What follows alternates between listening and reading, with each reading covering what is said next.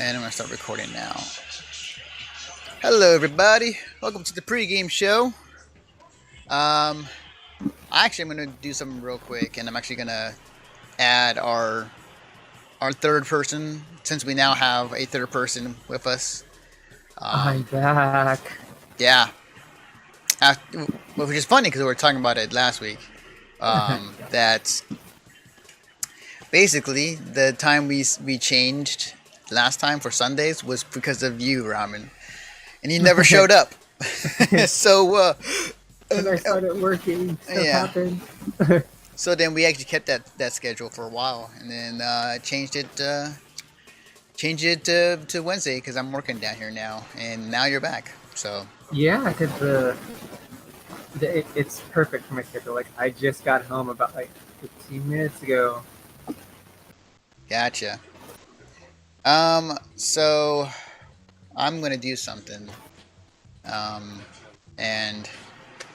and FYI, Greg, I did not watch the Pokemon movie. I was going to yesterday, but yeah, it was sold out. I went to the local AMC theater near me, and it was sold out. Um, Question for you, real quick. yeah. Who goes to the theater to see if a movie is available these days? Well, Wait, who goes to the theater to see if it's available? Yeah. I did that a couple weeks ago for Endgame. I went there. I went there just to see if it's just. I was planning to watch it. Yeah, yesterday. I'd assumed it's a small theater. Like assuming like on a Tuesday afternoon, like at 4:10. Like I figured like it wouldn't be that bad. But I'm just saying, with things like Fandango. I know. Well, okay. Here's the reason I do it is because there's been a few times where it's like Fandango will be like booked up, and you go to the theater and say, oh, we have we can give you a ticket for somebody who canceled, or okay, there's an opening for the next showing. Yeah. Well, that's not okay. So in that regard, Ramen, that's a little different. But in the regards of what Anthony was doing, where he just went to the theater, I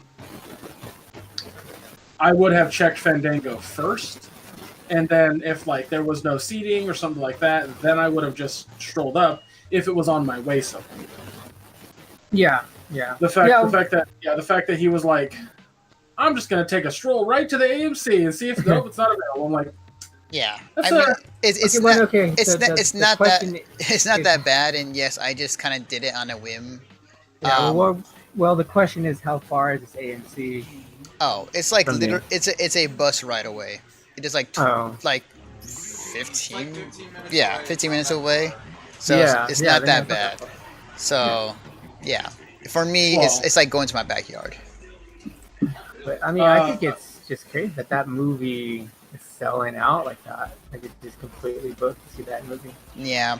So Ramen, I don't know what's up with your mic, and I don't know if Anthony can hear it, but there's a little bit of static on your end. Yeah, there's some static. Yeah. Okay, here, hold on. Let me try to. Is that good? Is that better? Talk for a few seconds. Testing. 1, 2, 3. 1, 2, 3. 1, 2, 3. 1, 2, 3. Nah, that is coming through. Okay, hold on. On next week's episode, will Ramen have a better mic? I mean, it sounded fine last week. It was no problem last week. Mm-hmm. I'm not sure what's going on, but we well, that's a shame. I was really hoping to talk to you about it, but yeah, I'm probably gonna end up just watching it at Fanime next week because then I'm getting into Fanime Thursday evening.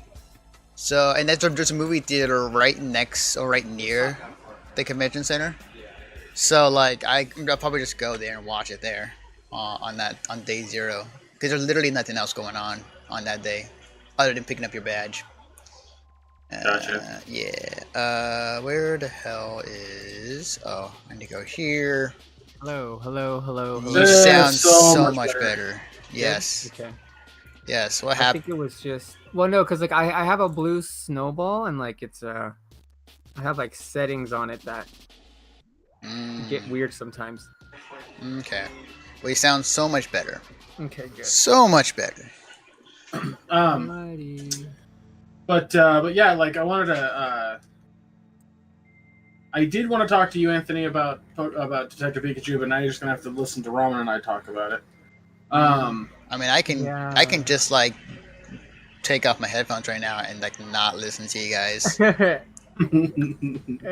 not get spoiled. It's up to you. It's up to you. Okay, well, Okay, I think first and foremost, first and foremost, if this is gonna be like a conversation we're gonna have, we need to have like a straight spoiler warning, like put like a thing on the screen and be like spoiler now, and then once we're done. I'm gonna straight up say this: if at any point during this movie you went, "No way," then you are a terrible movie watcher.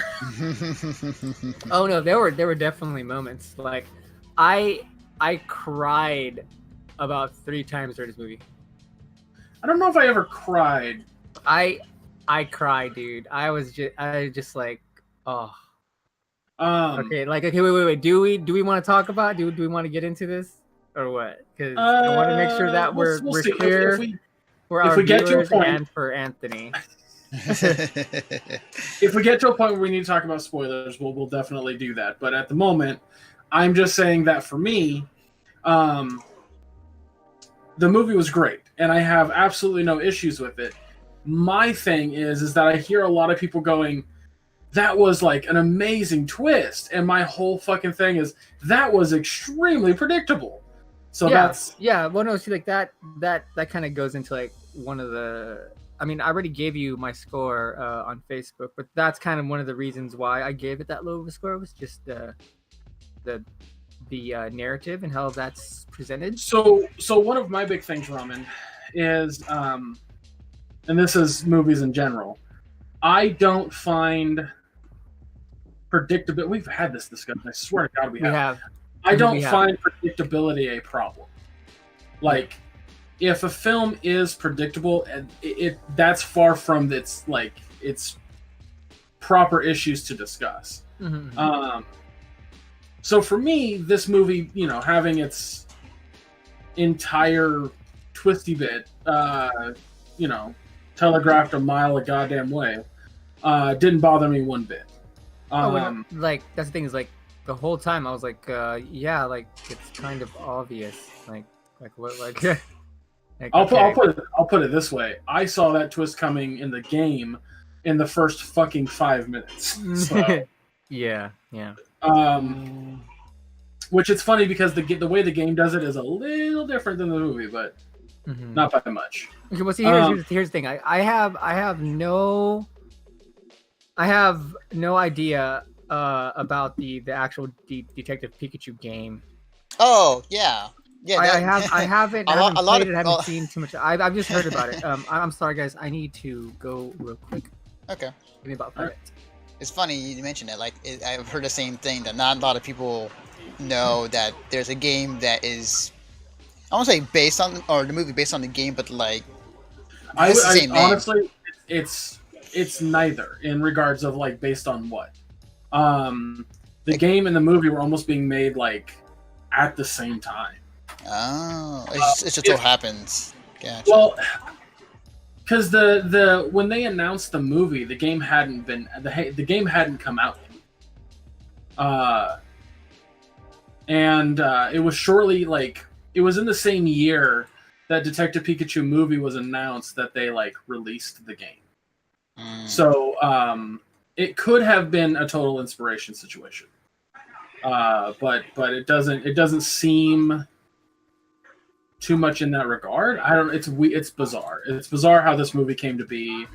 I'm happy that it came to be. I think it's a great kids movie. Oh yeah. One of the big things, Anthony, that they do in this movie that I think is just fantastic is they take extra care about the lore in which the Pokemon world exists. So without spoilers, if the Pokedex said a character does or a Pokemon does a specific thing, it does that in the movie. They don't change any of the rules for narrative. They use that stuff for narrative. That's dope. I've heard. I think I've watched one person or one review person talk about the same thing, which I totally dig. That's awesome. I love the fact just from listening to other people talk about it, that it's its own thing, its own story, um, and it's in this world. It doesn't say where exactly, but It does. oh, it's exactly to say where in the. Yep. Okay, all right. Wow. It's in Rhyme City. Gotcha. It doesn't say like geographically where it exists, but Rhyme City exists in the Pokemon world. There are, I think it's yellow, or not yellow, but gold and silver, in which they first reference Rhyme City. It's because somebody's from Rhyme City as well. I see. And even in the game, the Detective Pikachu game, the whole game takes place in Rhyme City. So there's a connective tissue there. But Gotcha. yeah, dude, like I was really pleasantly surprised by this movie. I thought it was going to be subpar at best, and it was better than that. I think a lot of people that I've seen talk about the predictable plot, and that was something for me that I think is important to kind of showcase as not a problem, because it is a movie for kids. Like, let's not sugarcoat it. It's definitely geared towards children. However, so is the games. That is very true. So that is very true. I don't know. Yeah, I really do recommend it. If you're a Pokemon fan, have been for years, like, it's definitely something you're going to want to check out. I think Ryan Reynolds does a fantastic job as this character. I mean, Ryan Reynolds is just an awesome person to begin with, so anything he touches recently has been good. What's funny is a lot of the Pokemon. I said recently. Are we counting R.I.P.D.? Good point there. Let's go recently, within at least the last like 6 years. Okay. Yeah. But yeah, a lot of the lore and the rules of the world come from Pikachu himself. Okay, which am is back. fucking rad. Welcome back. Okay, so now what are you saying? I was just commending the show or the movie on how well it does. It keeps the rules of the Pokemon world intact. Oh yeah, definitely.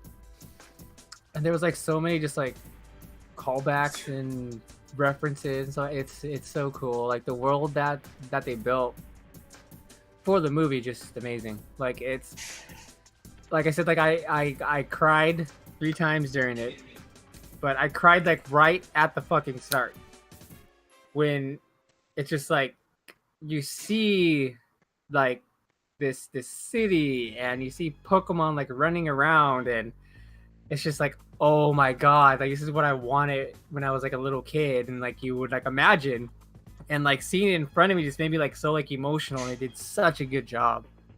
It's funny you got that, like that's the kind of emotion that you geared from this movie, because even though I've been playing Pokemon since I was 10th grade, I want to say, I don't think I've ever had that strong of emotional attachment to Pokemon.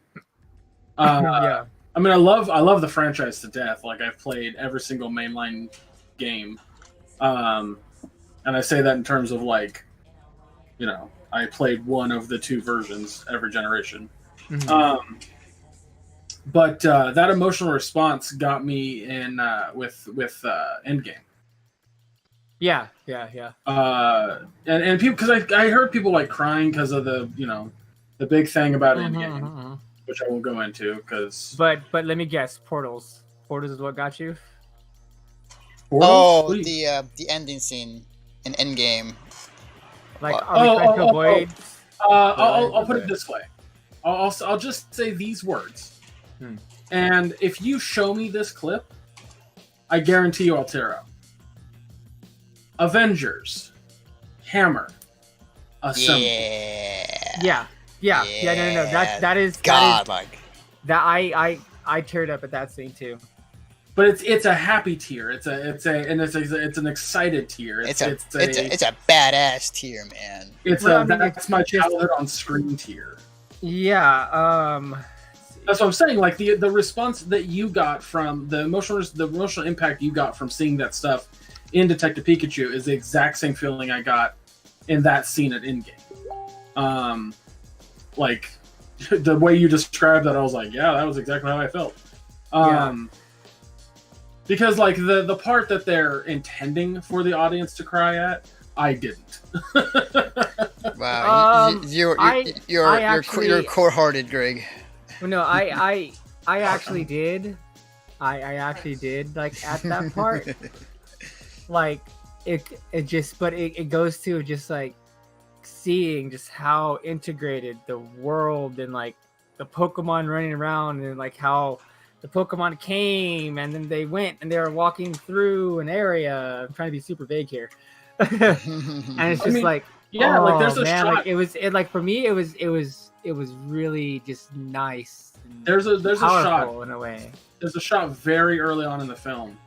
I think it's like before even the main character is introduced, but it goes above like a farm, and you see like Pidgeys and a Pidgeotto, and they fly in front of the screen for like a second, and it just looks like birds.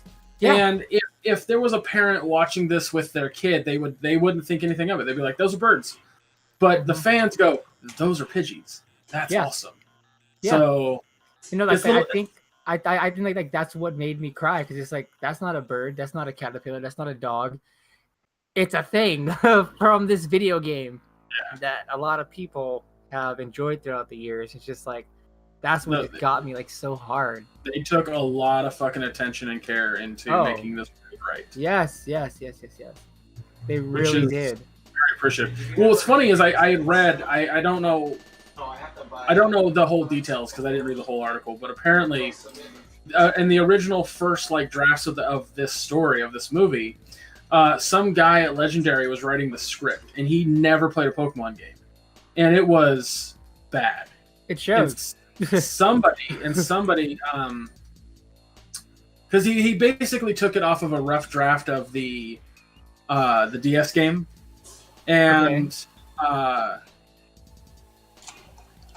he wrote the story, and it was just a detective noir story. That's all it was. Yeah.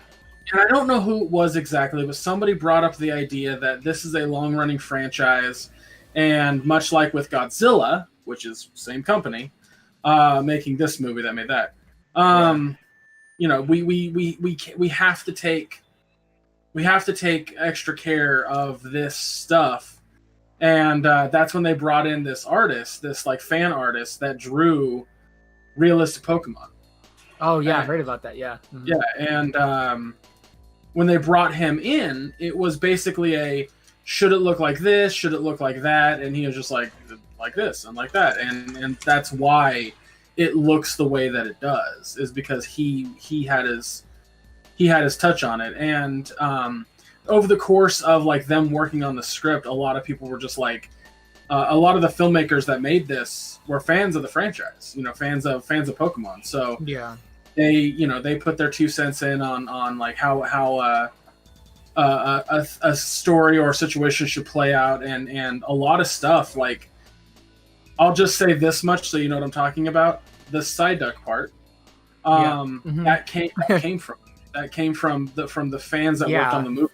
Hey, actually like knowing like what's up with like the anime, because that's like more anime side, right? Like outside of the game. No, that's in the game. That's in the Pokédex. Yeah, but then it's also in the anime too. But it's good though. Like, I mean, it's just attention to detail. I think people would recognize it more because it's from the anime. But yeah, you could see that like it's definitely like a labor of love. They love, you know, all these different characters, you know, Pokemon, and they did the world and the games justice for sure. Yeah. I would probably say like, as far as like a director or like a crew getting a world right for a video game movie, like hands down the best. Like no fucking Here's my no touching it. here's my only problem with it. And this is gonna sound strange, but follow me on my. I have a couple. This is less, in my mind, an adaptation and more of just a thing from that franchise. This is not somebody else's take on a thing. This is just fan service. Like, I hate to put it in that term. This is fan service. Yeah, so it's like Ready Player One. Not necessarily. I fucking wouldn't call Ready Player One fan service. I think it's a lot of fan service. A lot. Well, no, actually, no. You're right. Like outside of like the cameos, the cameras are definitely like fan service. Some of the references that they make are fan service, but I wouldn't even go that far. Like fan service to me is that final scene in Endgame. That's fan service. Okay, That's delivering what the fans want. Mm-hmm. Like an anime fan service is like usually coined with seeing boobs. Because that's what fans want. I don't know what you're talking about. Don't forget the panty shots, dude. I don't know what you guys are talking about. It's all about the men, in my opinion. Those are my favorite. I mean, I don't even know how to make a joke on that, Anthony, because you just like self-owned so hard. My thing about like a film, especially an American-made film, on a franchise like this, again, this is not in any way, shape, or form an adaptation. This is actually very close to the game. This is very close to the source material, and as great as it is, and I don't have a big problem with fan service. Mm-hmm. Now we're going to get into the age of everyone saying like, well, Detective Pikachu did it correctly, so you can do it correctly, and we're never going to get an artistic adaptation. We're just going to get fan service shit because that's all that happens nowadays. Like people can't accept something different. They have to have it be what it is, and that's my biggest problem with it. Go ahead.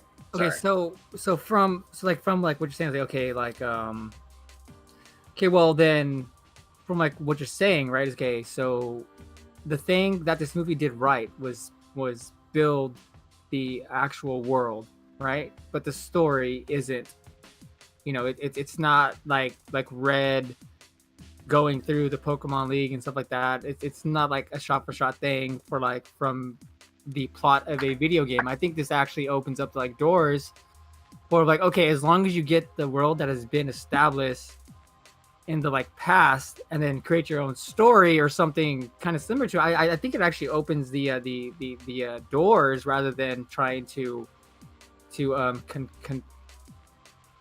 constrict people making movies to explore different realms or different aspects of that world. If that makes any sense. Okay, so let me give you an example of kind of what I'm talking about. So the Marvel Cinematic Universe. Mm-hmm. A lot of what they've done with it is artistic, their own artistic vision. Yeah. So sorry. I'm going to cut you off, but I'm going to like ask you questions just that way I can follow you here. So you're talking about like, okay, the characters are there and their stories are laid out, but it's not exactly the same, right? Correct. Okay. There's a different artistic angle to it. Mm-hmm. Detective Pikachu doesn't reinvent the wheel. It doesn't do something radically new or different. It just did it. It just made it. And people are going to helm this as the greatest video game movie of all time, and it technically is. But it's also not its own thing. That's what I can't stress that enough. Like, yeah, great. You brought in the guy to make the Pokemon look realistic, and that's awesome. I have no issues with that. But at the end of the day, like, I think it would be kind of cool to see an entire studio go really artistic with their own version of a Pokemon world. Maybe don't call it Pokemon, I guess, in that regard. But like this movie isn't original in any way, shape, or form. Okay. Like Well, the names of the characters are identical from the game. The Pokemon are from the game. There's nothing original in this movie. Okay. Well, see, like that's kind of what I was saying before I had to go for a bit. Was that I have no idea of what the game was. So the way I'm looking at it is, it was its own story, like its own story that they came up with. I had no idea of. From my understanding is that they took the name and the basic premise from the game, and then they made a movie out of it. But not, I didn't think that it was, like the main plot. So a lot of the same stuff from I'll say this much to not spoil too much, but the how Tim Goodman's father dies is the only part that's slightly different. A lot of everything else leading up throughout the film is kind of the same. Okay. Yeah. It's as if everyone at Legendary got a rough script of the game as they were making the game, and then built a script around it.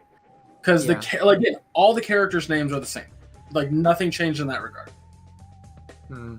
And but there are moments in the game where, like, I'll give you an example. They go into a cave, and they have to figure out how to get out of the cave via very simplistic puzzle solving. Because, God, you fucking tap Pikachu on that game, and it's like, maybe go talk to this thing that has a light and can light our way across the bridge. Like, okay, God, Pikachu, thank you. It's like, good job, Pikachu. That game is built for kids. It's like, hey, adults, did you really like the complex nature of Phoenix Wright? This is nothing like that at all. This is maybe for your kid. Yeah. Okay. I can kind of see that, given actually one of my gripes with the movie overall. But go ahead. Yeah, the general plot's pretty much the same.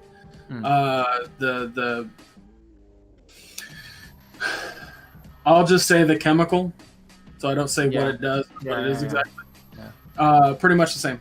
Like, there really wasn't that much of a difference, and I found the game, actually, which is funny, I found the game incredibly boring. It was just the pacing of the game was exceptionally slow. The movie is better than the game, but then again, you're cutting out all the fucking rigmarole for the movie, so there's that too. But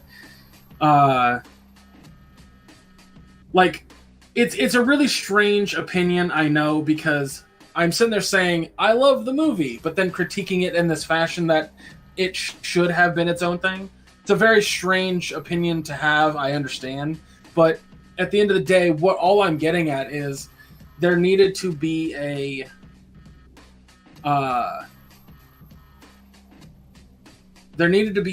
more concrete vision for something new than just to make fan service. Okay. Yeah, no, it's kind of hard to get what I'm getting at. Like, the movie gets a 9 out of 10. It's awesome. It's great. It's great fan service. It deserves to exist. But, also at the end of the day, why did it have to exist? When we could have gotten something else that maybe would have been more creative. Because money. Yeah. Well, see, here's the thing. Like, I thought it was that I thought it was its own story. So I had no idea that it followed that game so closely. But my biggest gripes with it is the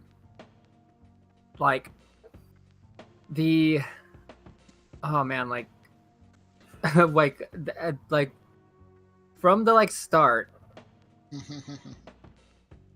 I did not like the main actor. What's his name? Justice Smith. Justice Smith. No, I did not like him. I'm like, you suck. The first 10 minutes, I'm like, where the fuck is Ryan Reynolds Pikachu? I need him right now because I just can't. I was just like, oh my god, And after a certain point, it's just like Ryan Reynolds as the Pokemon, it changes it up. You completely just like shift your focus to him, and he kind of still to like show. But man, I just feel like that guy cannot act. And then like the way the way that they were telling you the like story, it was very exposition heavy. So you're saying that Ryan carried the movie? I don't think he carried the movie. I just say that the main story focuses on him and his partner, right? So once, go ahead. He's the main character. Tim Goodwin is the main character. Detective Pikachu is a very prominent side character. Yeah. I mean, I just felt like his character got like a lot more interesting once you start seeing them kind of like working off of each other. Then it's like, okay, like I completely forgot that this guy in the first like 10-15 minutes of the movie can't act. Like that was my opinion. I'm gonna send you a spoilery opinion about the movie, Mm-hmm. and I just want to hear your reaction. Chat or people listening to this, understand that I'm avoiding a spoiler, so we don't have to have Anthony go away, so we don't have to have you not listen if you haven't seen the movie. But yeah, I want to see Ramen's response to this text. So, live reaction happening right now. Sorry. Also, Ramen, your logo's on our stream right now. So yeah, Nice. you exist. Yay, You fully exist I now. exist again. Thank you for the host and Sabanar. As always. Hey, it's up. Okay, Ramen, there you go. No. I mean, I'd say go see it. It's definitely fun. It's definitely good. I just want to see more original shit. That's all. I think that's all it comes down to. Okay, let's I love see. Pokemon, but Yeah, what the fuck? What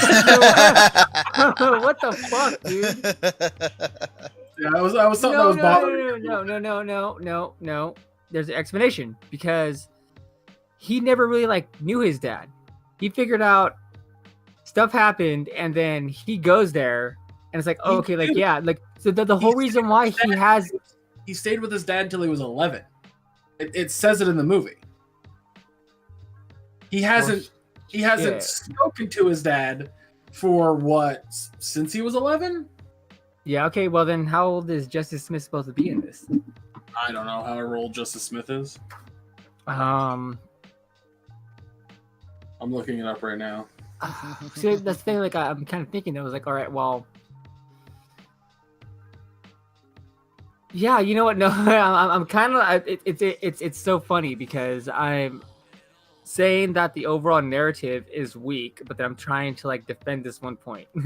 Just 1 point. Yeah. Hold on, let me find out. Yeah. Okay, Google. How old is Tim Trying to figure Goodwin out where in I can- Detective Pikachu? Timothy E. Goodwin is 50 Nope, years that's old. not who I was asking about, but thanks. Google. I appreciate it. Let's see. Tim. but like even then though, like when you're, because it's implied that he worked so hard that he was like never home. He was never there. He was 21 the, in like the movie. He's 21 in the movie. So he had not heard his dad's voice in 10 years. yeah, okay, Did you but forget your dad's voice? Well, we were spoiling. I just want to put that out. like to be honest with you, I like no. Yeah, well, yeah, it's like a certain way because like the way they kind of make it out to kind of like be is that okay, he's there, but he's not really there. He's committed to like his work. So it's like what? Like he comes home after work, working like long hours days, and then like you're ready to sleep. You're ready going to bed.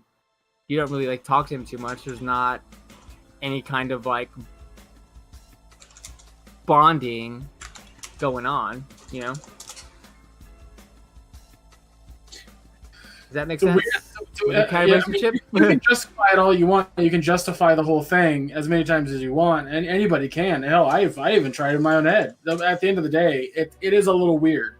It is a little weird, regardless. Yeah, no. I get you. But even in though, like kids movie, it doesn't matter. yeah, no, I get it. Like that's kind of like where I was like, okay, like I told you what, like a 6 when me and you were talking about it.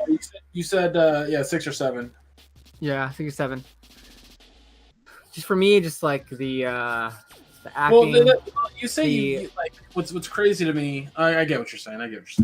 Like it was the Pokemon in that world that made that got the emotional reaction, not the movie itself.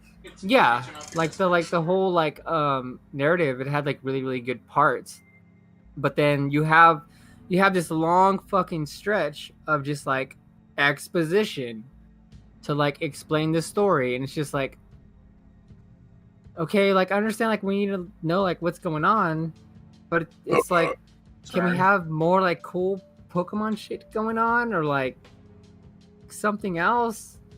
Because I swear to God, maybe about like 20 minutes of this movie was just like exposition. It's based off film noir style, so I mean that goes it's kind of how I expected it to be. Yeah. Apparently the movie that it's inspired off of is a lot more adult and dark, so there's that.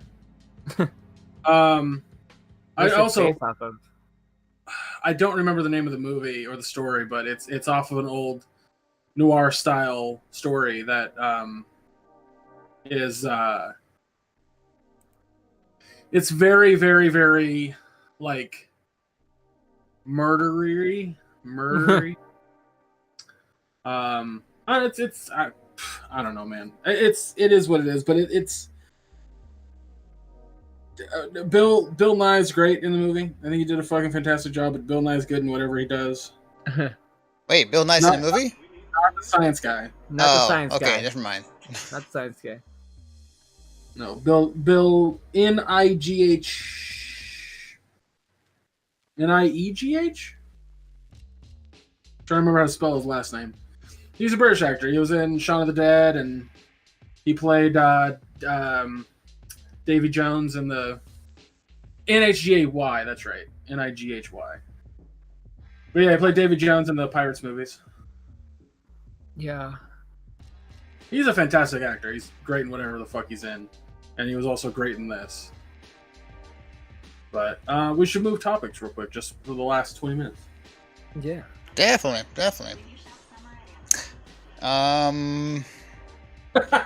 Yeah. Let's pan it. Okay, wait. Okay, hold on. Can we... Okay, so Anthony, are we gonna talk about Final Fantasy VII or no? Yeah, it's gonna be part of the state of play thing that happened.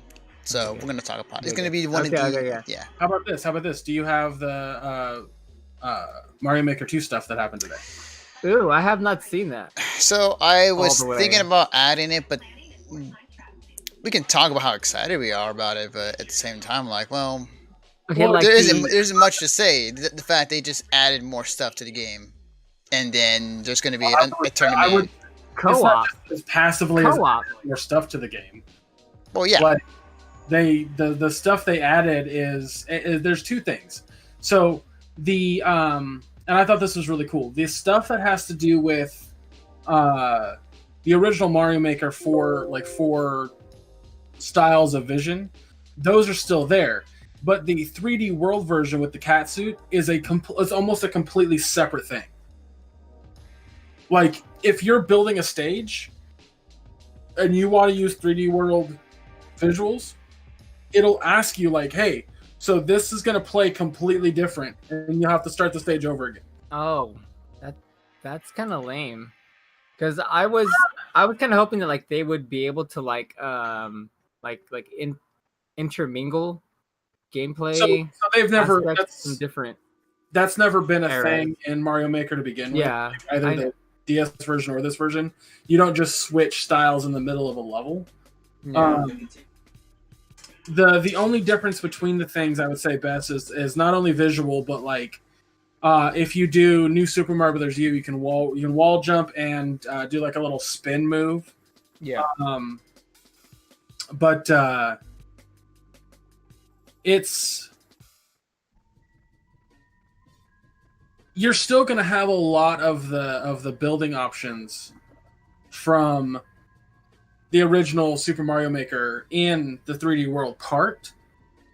You just like when you build this 3D World part, you're going to have stuff to wall ride on, or to not wall ride, but to like climb up, where you couldn't do that in the other stuff. So you're going to have to build a new map. It's basically like an add-on to the game. Yeah. But to intermingle between the things, I don't see the necessity for that. Because the idea is you're supposed to build the game in one visual style. I like the fact that they still did not acknowledge Mario 2. Well, Josh and I were talking about that before we recorded the podcast, and I had said that the reason that Mario 2 is a really hard one to add in there is because it's such a drastically different game. Yeah. It's kind of hard to add it in with any kind of sensical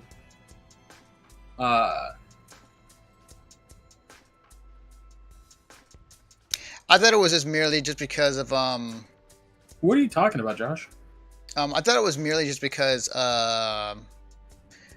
Mario 2 was not like it was, and I could be wrong here. Originally it was called Doki Doki Panic, and that was not owned by Nintendo, or Nintendo didn't originally get that. So, in terms of like who actually owns the license, Nintendo owns Doki Doki Panic.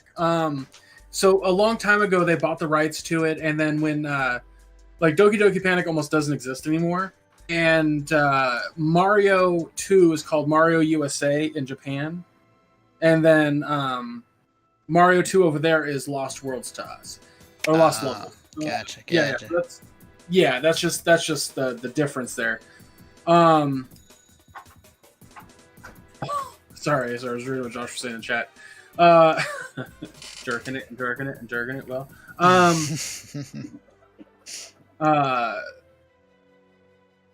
it's trying to build a level in Mario 2 with the whole like pulling up mushrooms or picking up enemies. It's very difficult to do with the engine that's already built for the other 4 games. Right, I figured as much. Yeah. It could. Now, here's the thing that I noticed about watching that. They're right next to where it shows, is because it says it shows the 4 that you can choose from, and then underneath is a completely separate bar. And in one side it says Super Mario 3D World.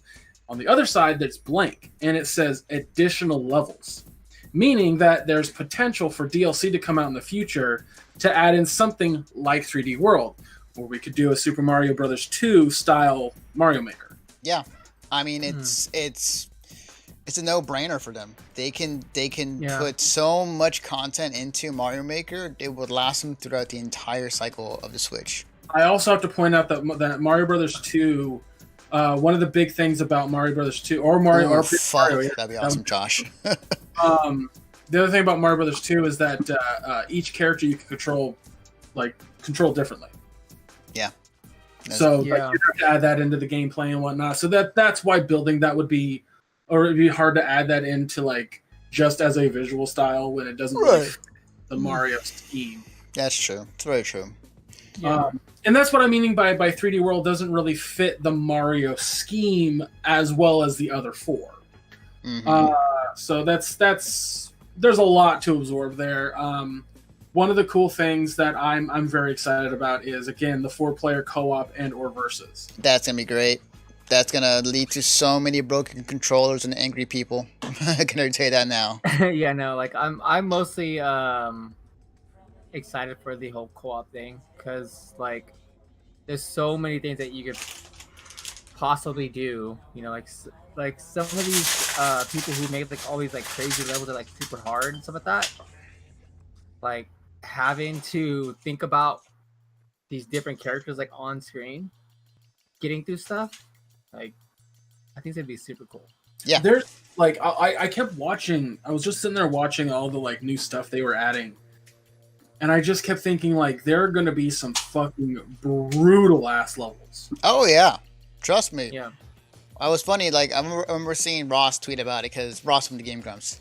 Like Right. he said like if then Nintendo announces Mario Maker 2, it was like some bet where Aaron would let him just come to the office, get paid to actually make levels. He tweets out and he goes, if this was not recently, this was when they first announced the game. Before that direct came up, he said if Nintendo announces a Super Mario Maker 2 or a Mario Maker 2 game, he'll pay me to make Mario Maker levels full time. And so the second it came out, Aaron was just like, well, fuck. But recently, like right before this direct, Ross tweeted out that he's excited to see what new tortures he can, put on Aaron. And all Game Grumps Twitter responded with was like be kind or have mercy or something to that effect. And Ross just responded with no. That's awesome. That's great. Yeah, it's gonna be a lot of fun. We had a lot of fun with Mario Maker last time. Especially Greg here. I wish I had a Wii U to play the first Mario Maker. I really do, because You played it. Well, during the I didn't own it, so I didn't get to play it all the time. Gotcha. I didn't get to make my own levels. So you know what's funny? You know that level that kept getting you frustrated the entire time during that marathon? Yeah. That was a super level, by the way. I'm actually friends with that guy now. Or we know each other. Yeah. That guy. Okay. Well, I mean, I was playing a bunch of levels during that, man. Like, Yeah. the one that got me frustrated, I was like, okay, the one of the 18, yeah. Yeah. It's funny too, cause like prior to that, like he was a Street Fighter 5 content creator, also player. And he made that level, which is I think somebody chat suggested to you to play, and then you did. It was awesome, just to see you kind of struggle. Well, we were doing the thing where it was just like if you give us a level in chat, we'll try to write it down so that way we can. Which is actually something cool now that streamers can do. You can set up a chat command so that way when when you set up a chat command, you can like type in like ! level. Mm-hmm. And then put in your code, and it'll put into a list of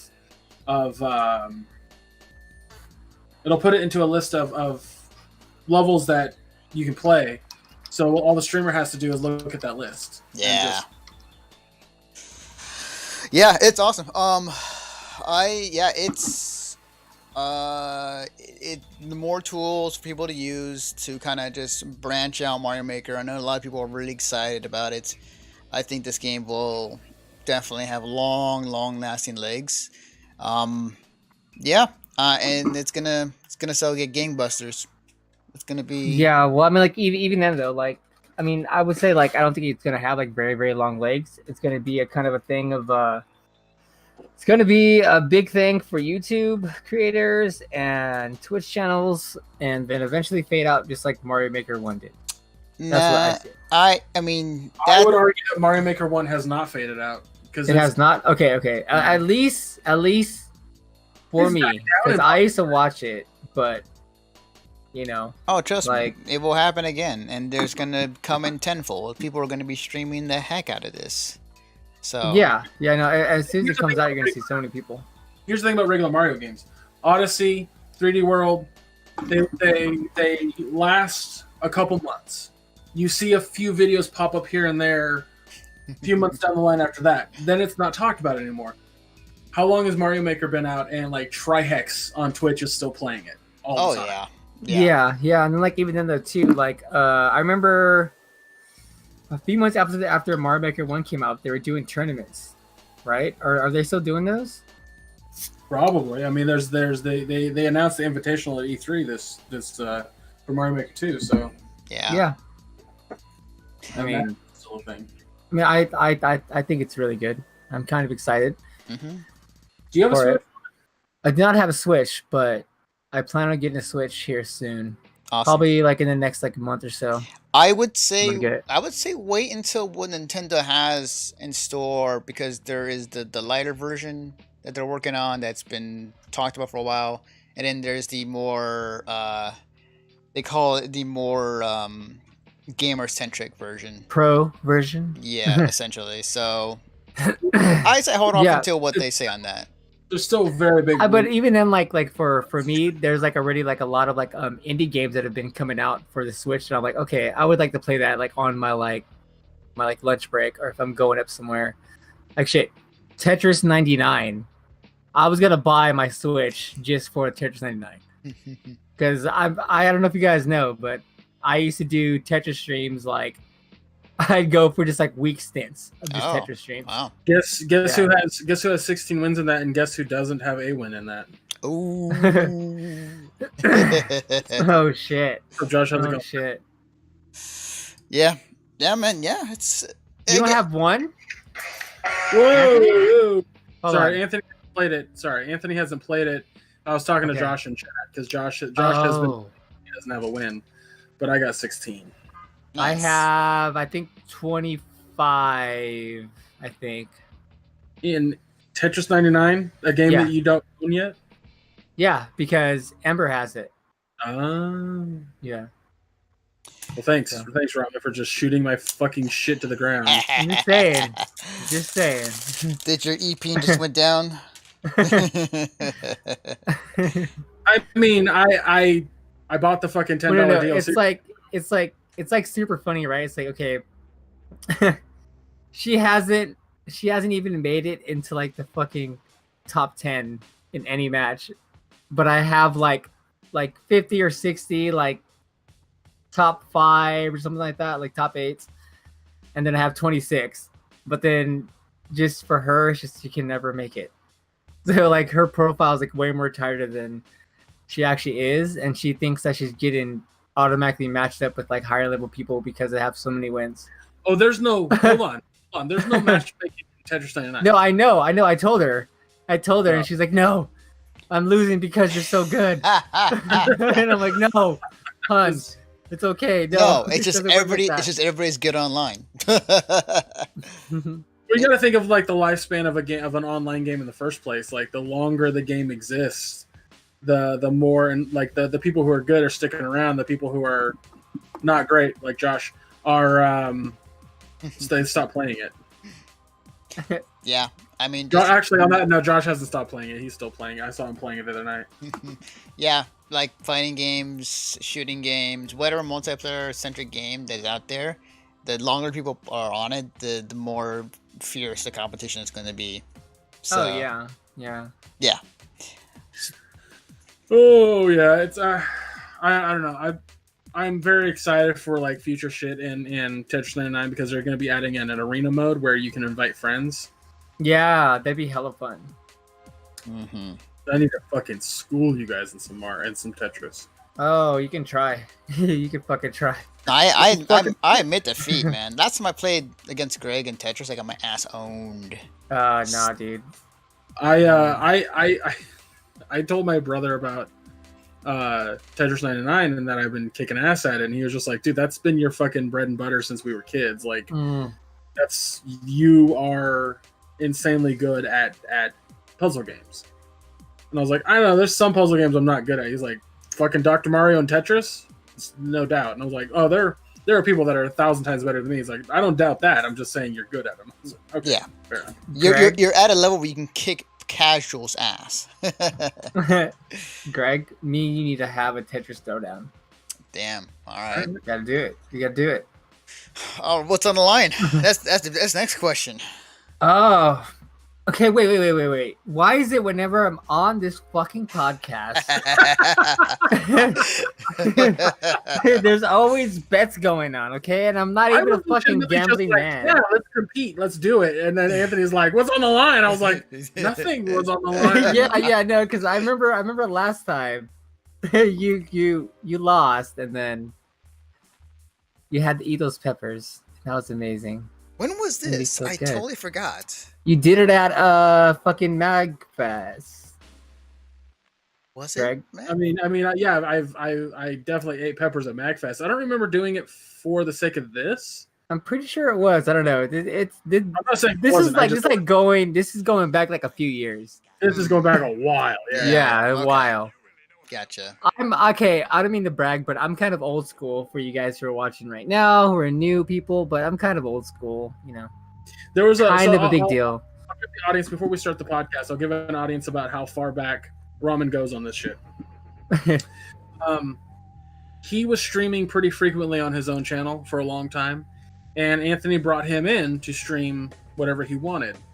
And the game that I played with Ramen that was still decently new at the time Oh, okay. was Halo Reach. Yes. So that's how far back this goes. Okay. Yeah. Okay. Yeah. No, but I think I've won every bet whenever we do E3 stuff. Yeah. I have.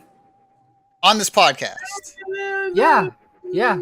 Because I won a bet against you, Greg.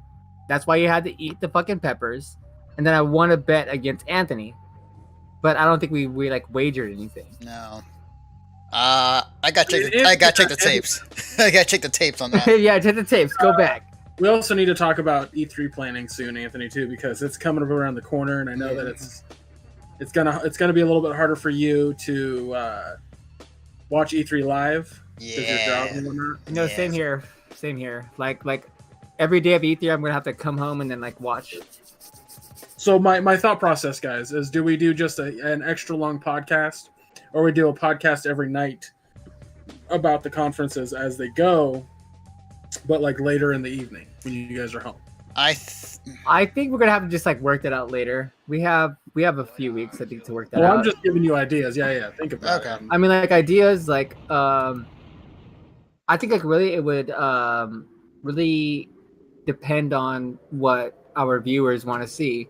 Like if they want to see our like as things are happening, then we like react to it, or just like a overall mishmash of point of views. Oh, so like basically because I'm not working because I'm out of school, like I'm out of work and I only do DoorDash. I have to fucking wait for your asses to get home for me to fucking watch no. Or okay, no. It might be kind of cool. Like Greg, you do your live reactions and then you just like cut off and just be like, man, fuck. Wait for these motherfuckers to get back, and then we have a whole day wrap up. So pretty much every day is. I think a whole day why wrap you're up wrong. Easier, honestly. Yeah, that's true. Yeah, that's very true. Yeah. Ooh. However, I have a new why you're wrong. Oh. Not for this